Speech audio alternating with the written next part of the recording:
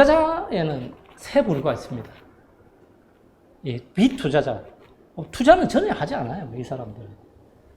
빈곤층이라고 할 수 있죠.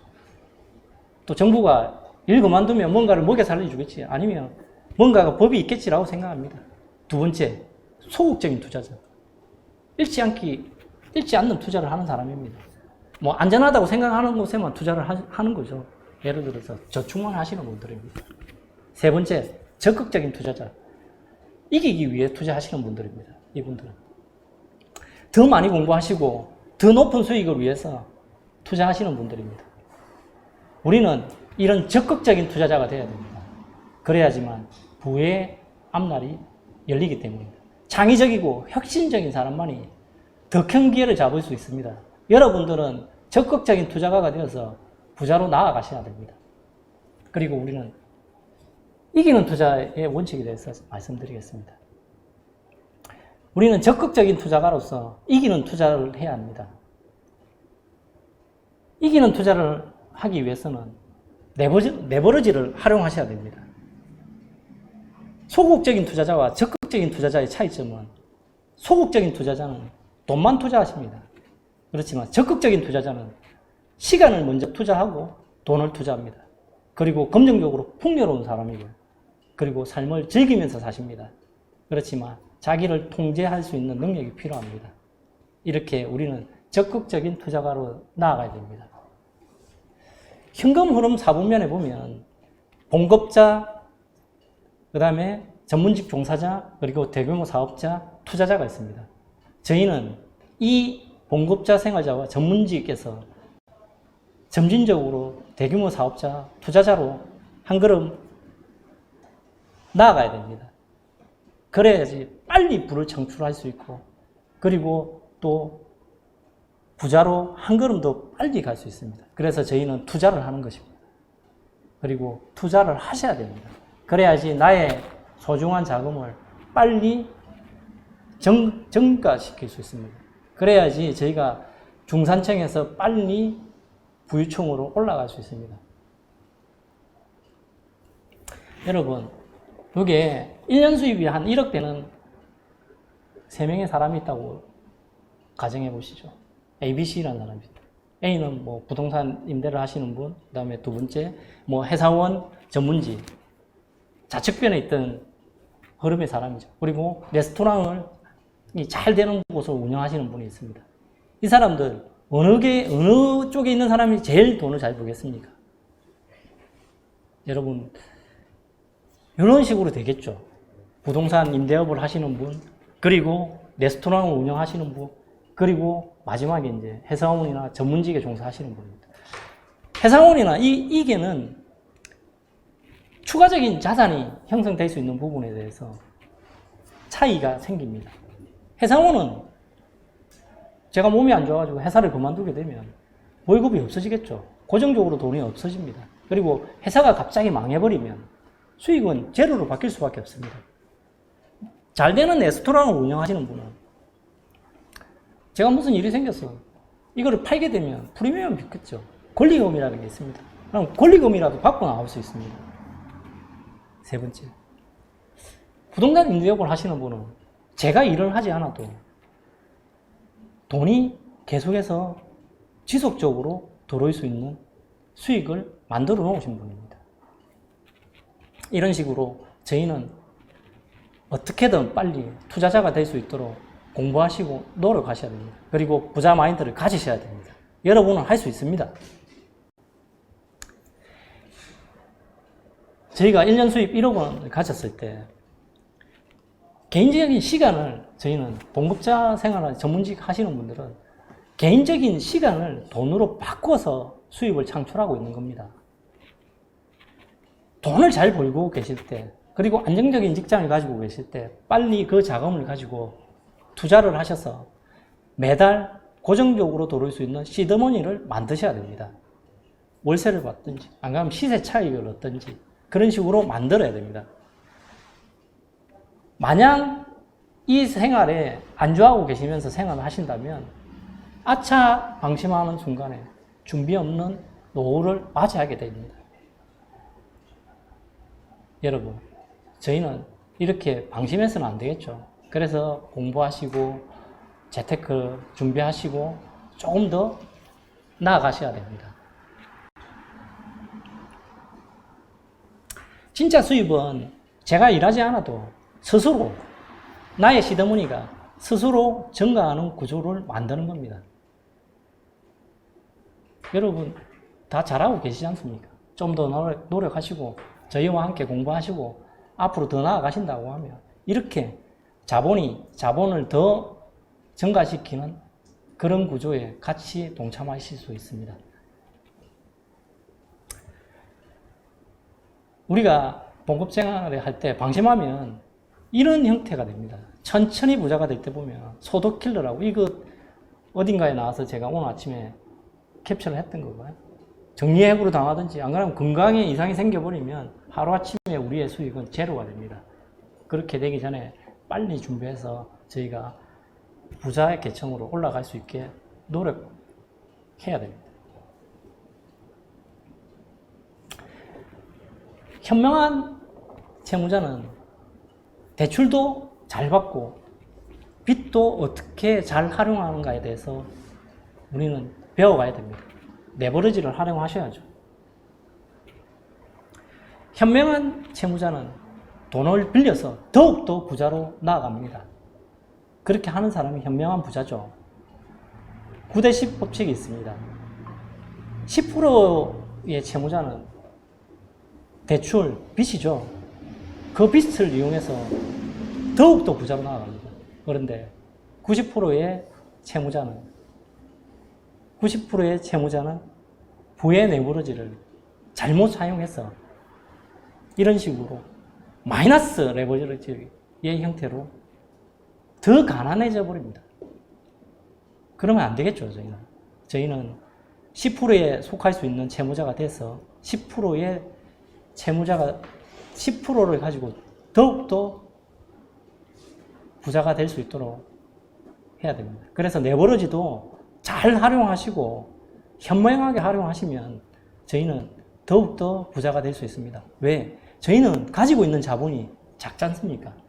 자본이 작으면 타인의 자본을 이용해서라도 더 크게 레버리지를 활용해서 부자가 될 수 있는 방법을 찾으셔야 됩니다. 그게 현명한 투자자입니다.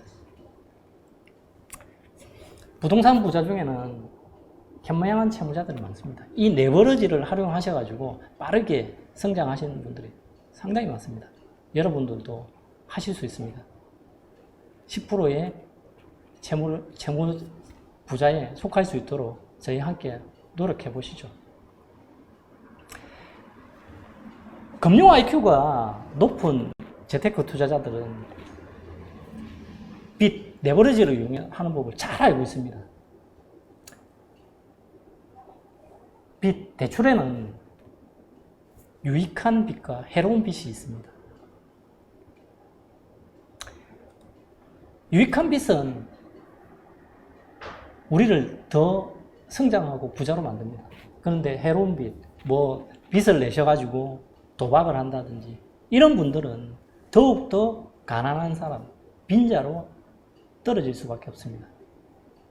그래서 저희는 금융 IQ를 높이고 그런 사람이 되어야 됩니다. 적극적인 투자자가 되어야 되고요. 은행은 잘 아시다시피 좋은 부동산에는 돈을 잘 빌려줍니다. 부동산 잘 아시죠? 부동산은 안전자산입니다. 안전자산. 그래서 은행도 그걸 알기 때문에 점점 더 그런 부분을 잘 활용하셔서 금융 IQ를 높여 나가는 그런 사람이 되어야 합니다.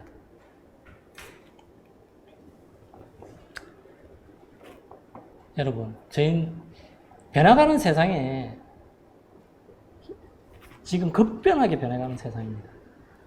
이 변해가는 세상에, 변화해가는 세상에서 희생자가 되지 않으려면 무엇보다도 훌륭한 레버리지를 개발해야 됩니다. 재테크 마인드죠. 재테크 마인드 자체가 가장 중요한 레버리지입니다. 우리가 원시시대에 인간이 개발한 도구 중에 최초의 레버리지가 창과 불입니다. 불과 창은 인간한테 정말 가혹한 환경에서도 극복할 수 있는 도구로 만들어졌습니다. 부자들은 여러 가지 재테크 마인드를 많이 학습하시고 공부하고 있습니다.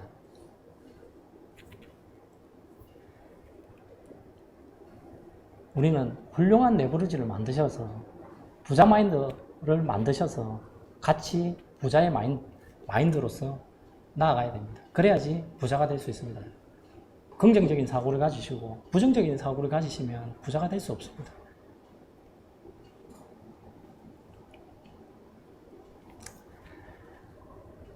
우리는 지금 여러분 당장 이런 분들이 있을 겁니다. 지금 당장 돈이 없다, 할 수 없다.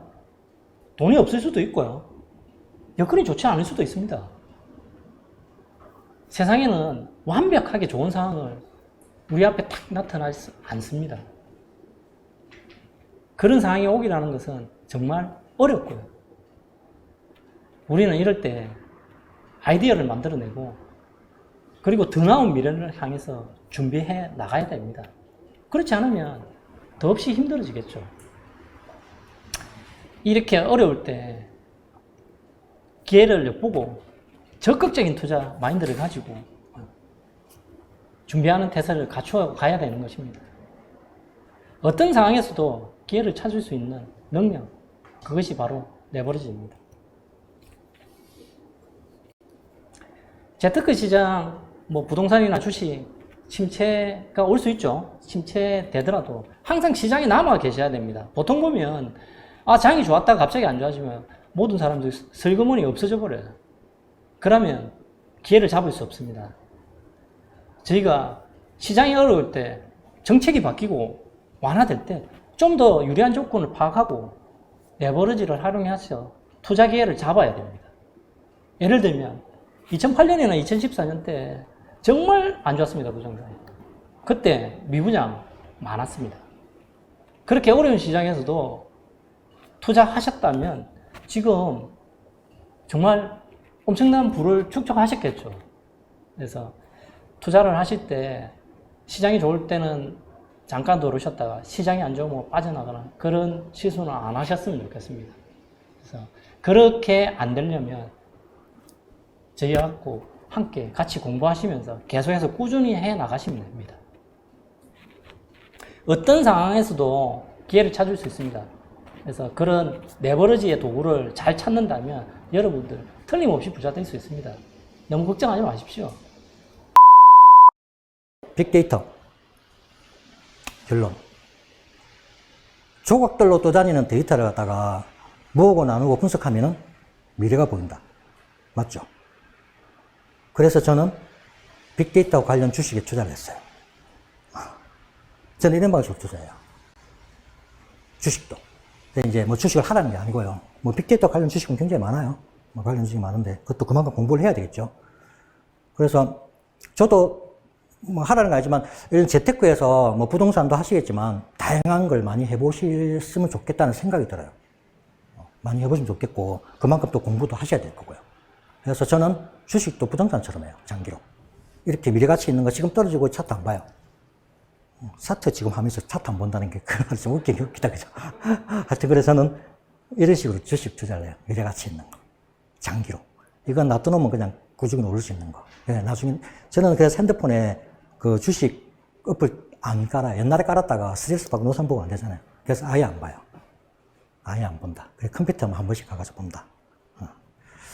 저는 주식 전문가는 아니에요. 그냥. 그래도 주식으로 수익을 굉장히 시그머니를 많이 만들었고, 단 한 번도 주식 한두 개 빼고는 거의 저는 잃어본 적이 없어요. 그 정도로 시그머니를 만들어가지고 그 돈을 부동산으로 다 전 빼고 있어요. 지금도 어느 정도의 주식이 있고, 계속 배당주도 있거든요. 그러니까 모이면은 어느 일정 금액 놔둬놓고 또 부동산 빼고, 또 일정 금액 쌓이면 빼고, 계속 그런 식으로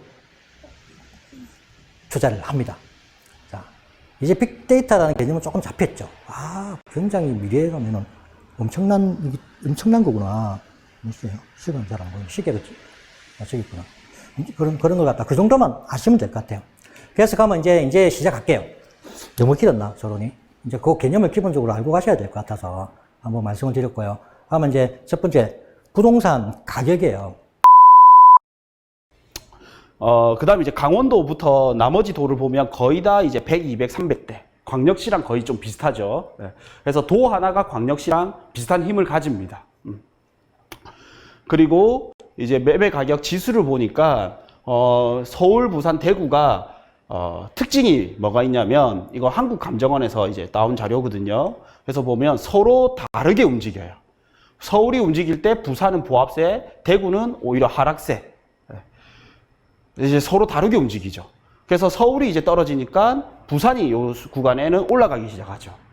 그래서 우리가 잘 읽을 수만 있었다면 이 구간에 서울에서 투자해서 빠져나와서 부산을 들어갔다면 가장 극대화시키는 투자를 할 수 있었겠죠. 그래서 서로 다르게 움직이더라가 첫 번째 특징. 지역별로 다르게 움직이더라. 특히 이때가 뭐예요? 서브프라임. 두 번째 우리나라의 경제 위기였죠. 그래서 경제 위기가 오더라도 오르는 지역도 있더라. 그 다음에 장기적으로는 전체적으로 우상향하더라. 우리는 이 두 가지를 배울 수가 있어요. 그래서 저는 결론을 말씀드리면 투자를 안 하는 것보다는 하는 게 낫다. 장기적으로 보유할 수만 있다면. 자, 이제 분양권 전매를 알아볼 텐데, 분양권 전매는 뭐냐면 계약과 잔금까지 등기가 이루어지기 전 분양권을 파는 행위를 말합니다. 파는 행위. 이 분양권 자체를 파는 행위를 이제 전매라고 합니다. 이것은 예전부터 이제 단기 이익 취득을 목적으로 분양권을 파는 행위로도 사실 이용이 되어 왔어요. 그래서 이제 정부에서는 이런 행위를 이제 규제하기 위해서 여러 가지 규제도 마련되었고, 그래서 이제 분양권을 전매 제한에 대해서 한번 알아볼 텐데, 요 앞전에 되게 단기 이익 취득 목적으로 이제 분양권을 사고 판다고 이렇게 그런 행위들이 많이 이루어졌다고 했었죠. 그래서 정부에서는 실거주를 좀 안정화시키기 위해서 분양권을 전매 제한이라는 것을 또 규제를 냈어요. 이 분양권 전매 제한을 꼭 알아야 되는 게, 우리가 분양권을 거래하려면 사고 누군가 팔아야 되고, 누군가 팔았으면 그 누군가를 사는 사람이 있어야 될 거 아니에요. 근데 이것을 법적으로 정부에서 제도적으로 이것을 금지시켰단 말이에요. 그래서 이 금지시킨 게 분양권 전매 제한입니다. 그래서 이것을 분양권을 거래할 때는 꼭 이 전매 제한을 꼭 아실 필요가 있어요. 그래서 꼭 중요한 거니까 우리가 꼭 체크하고 넘어가야 되고요. 분양권 전매 제한이 뭐냐면 입주자로 선정되어 주택에 입주할 수 있는 권리인 분양권을 타인에게 양도하는 것을 금지하는 제도입니다. 금지하는 제도. 이것은 이제 10년 이내 범위 내에서 이제 지정을 할 수 있고요. 이 목적은 뭐냐면 실수요자들을 위한 투기 방지, 그 다음에 시장 과열 방지를 이제 목적으로 하고 있어요. 아무래도 사고 팔기가 너무 심하다 보면 나중에는 누군가 최종적으로 실거주자들이 이걸 사게 되는데, 프리미엄이 사고 팔다 보면 프리미엄이 자꾸 올라가겠죠. 그 올라가는 과정에서 이 최종적으로 프리미엄은 실수요자한테 전가된다라는 이제 취지에서 이 전매 제한을 정부에서 이제 규제를 합니다. 사실은 정부에서는 이렇게 분양권을 투자하는 사람들 다 투기꾼으로 보는 거죠, 사실은. 그죠? 그래서 어떤 게 이제 전매 제한이 되냐 살펴보면요. 투기 과열 지구, 그 다음에 조정 대상 지역에서 건설되는 아파트, 그리고 분양가 상한제 적용되는 아파트, 그리고 수도권에서 공공택지 외에 민간택지에서 건설되는 아파트를 전매 제한이 이제 걸립니다. 그래서 투기과열지구에서는 소유권 이전 등기일까지 전매 금지고요. 하지만 최대 5년까지. 조정 대상 지역에서는 소유권 이전 등기일까지 전매 금지입니다. 최대 3년. 투기과열지구랑 조정 대상 지역 이게 소유권 이전 등기일까지는 같은데 최대 맥시멈 기간이 다르죠. 요거 좀 아셔야 되고요. 이 전매 제한을 굉장히 중요합니다. 그래서 전매 제한을 이제 어떤 단지가 전매 제한인지 우리가 모르잖아요. 분양할 때는 이제 분양 공고문에 이렇게 표기가 되는데 우리가 분양 지금 하고 있는 단지라든지 이런 것들 쉽게 알아볼 수 있는 방법이 있단 말이에요. 여기 보시면 이제 청약홈이라고, 부동산 청약홈이라고 이렇게 카탈로그에 보시면, 사이트에 보시면 청약 소통방이라고 이렇게 있어요. 청약 소통방에 보면 이제 분양권 정보에서 전매 제한 등 조회하기 이렇게 있거든요.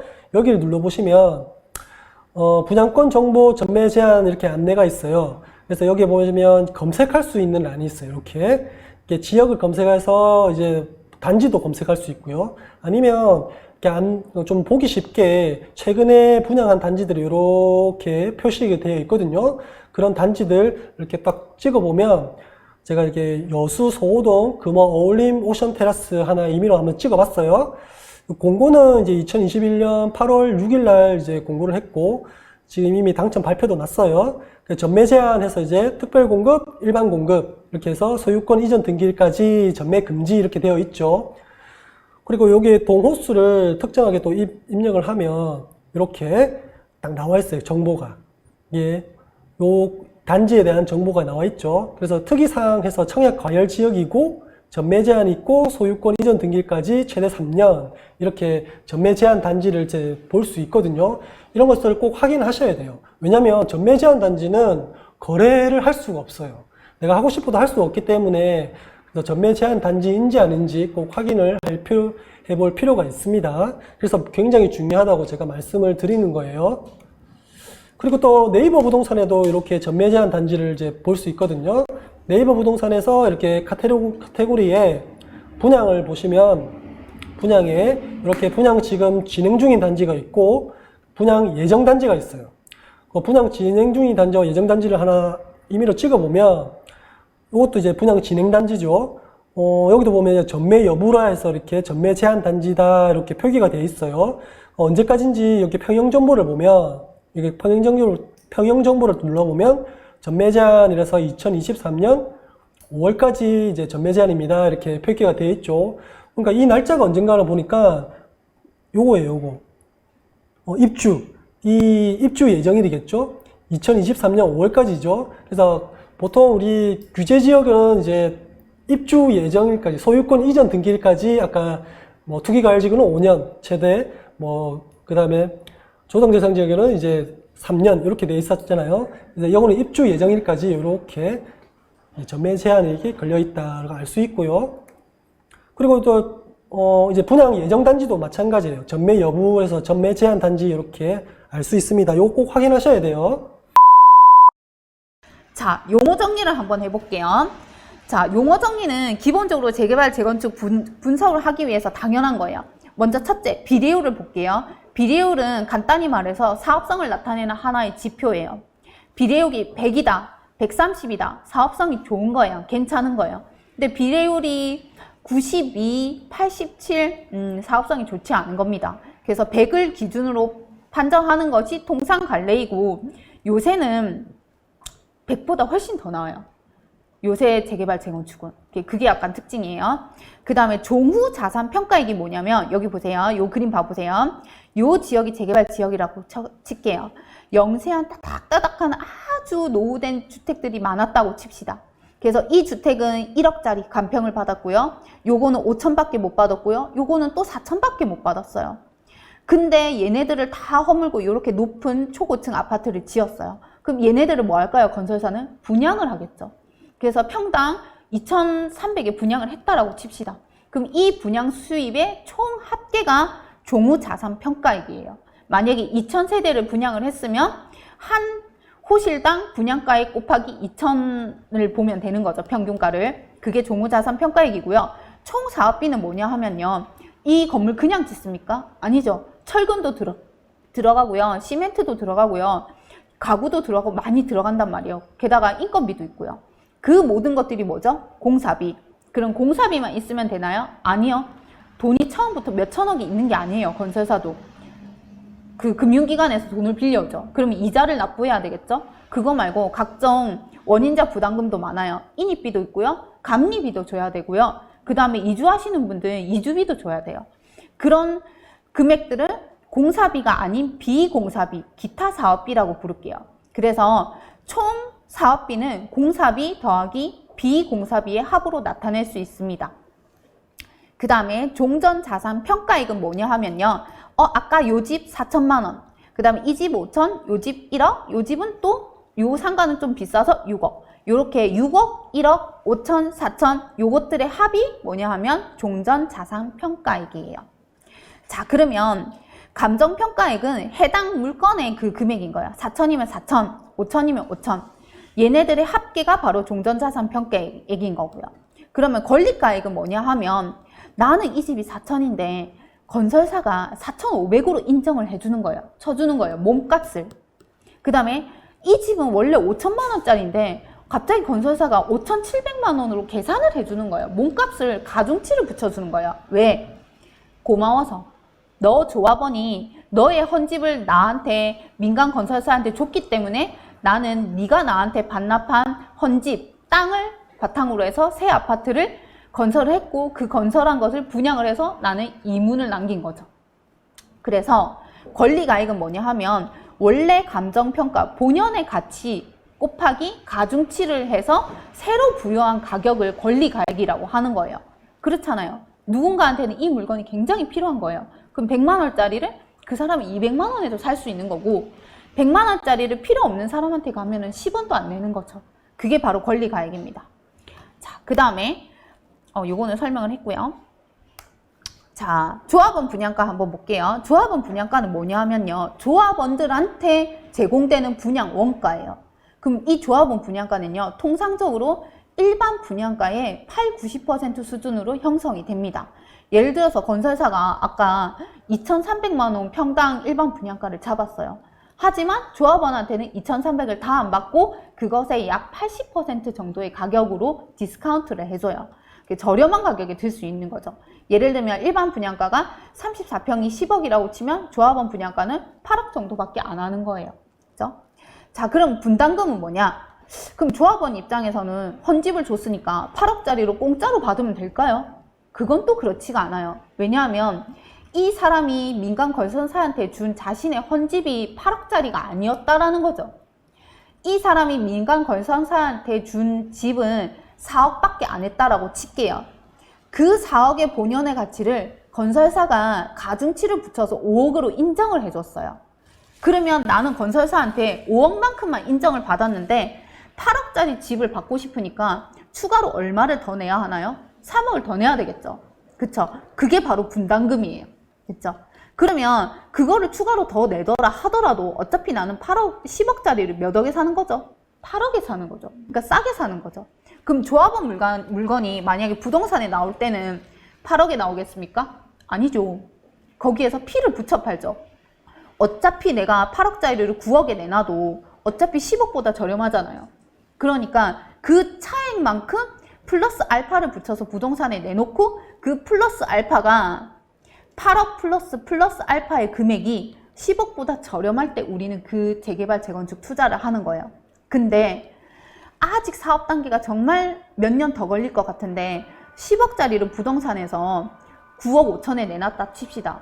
그럼 이 사업이 정말 몇 년 향후 더 걸릴 것 같은데 먹을 게 5천밖에 없어요. 그러면 그 5천 주고 이 투자를 들어간다? 아니죠.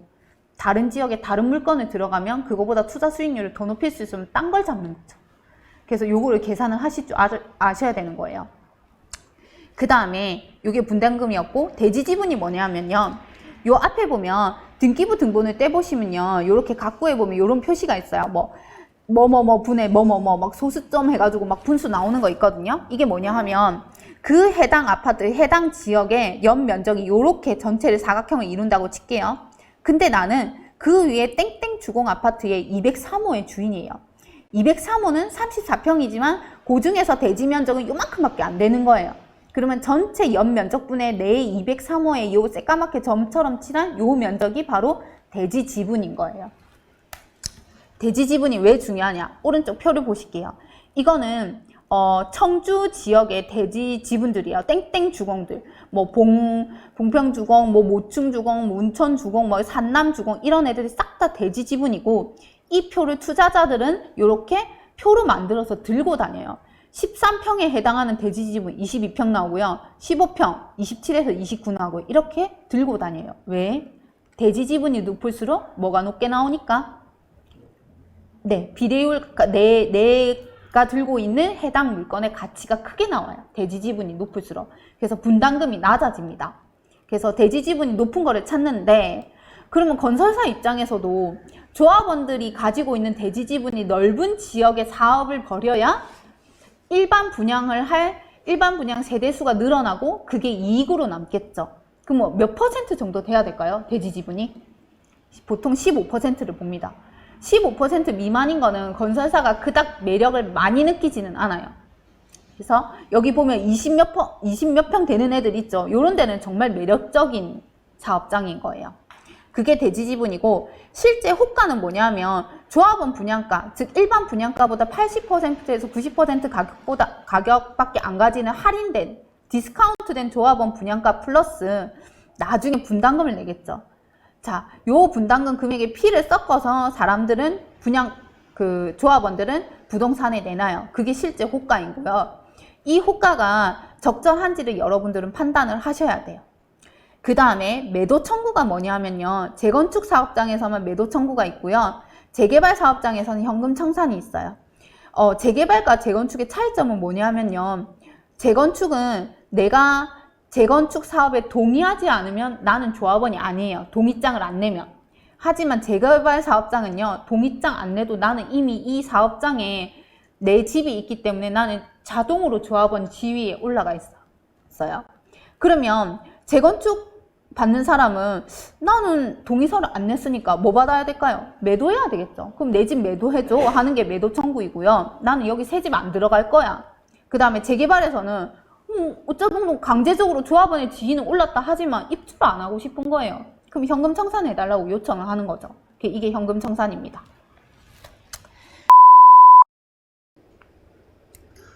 자, 다음 이제 우리 아파트를 살 때도 땅을 볼 줄 아셔야 됩니다. 무조건.